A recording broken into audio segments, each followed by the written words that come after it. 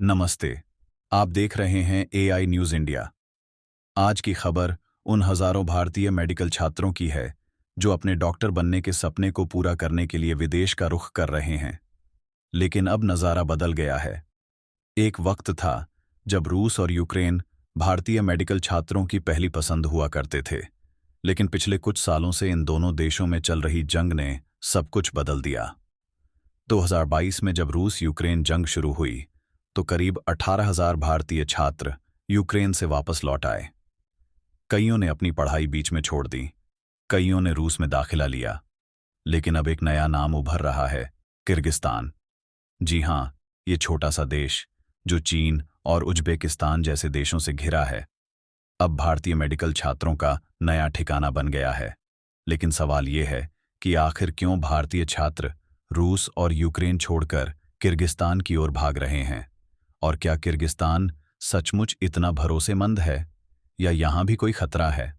आइए इस कहानी को शुरू से समझते हैं, बिल्कुल आसान शब्दों में, जैसे आप और मैं किसी चाय की दुकान पर बैठकर बात कर रहे हों। मैं कोशिश करूंगा कि ये खबर आपको साफ तस्वीर दे, बिना किसी बड़े बड़े शब्दों के। सबसे पहले रूस और यूक्रेन की बात।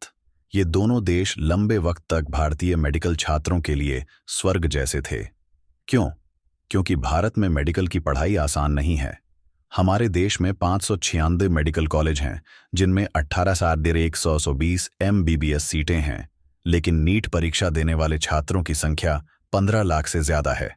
यानी एक सीट के लिए 20 छात्र।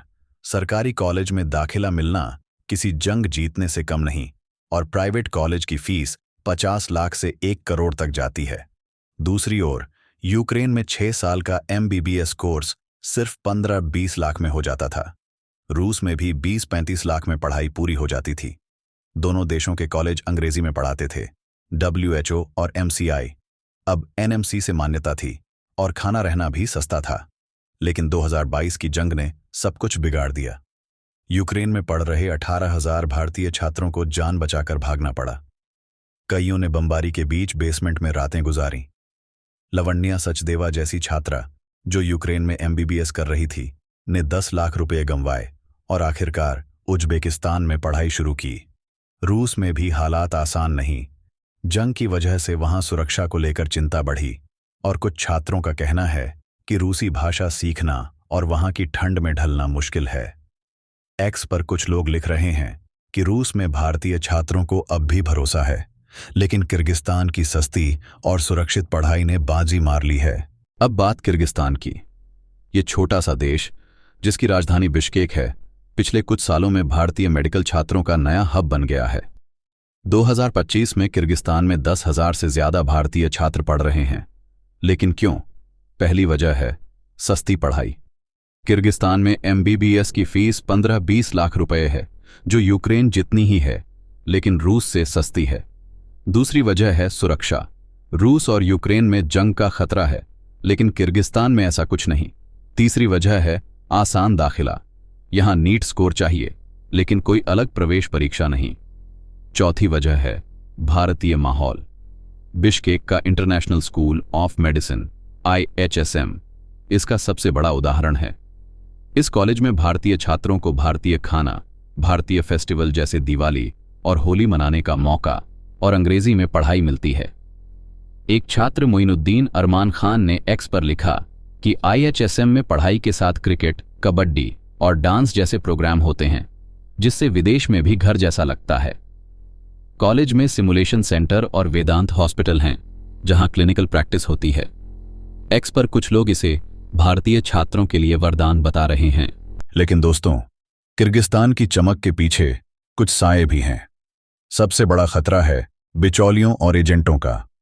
कई एजेंट सस्ती फीस का लालच देकर छात्रों को फंसाते हैं। कुछ कॉलेजों में, जिनमें पाकिस्तानी निवेश है, पढ़ाई का स्तर कमजोर है।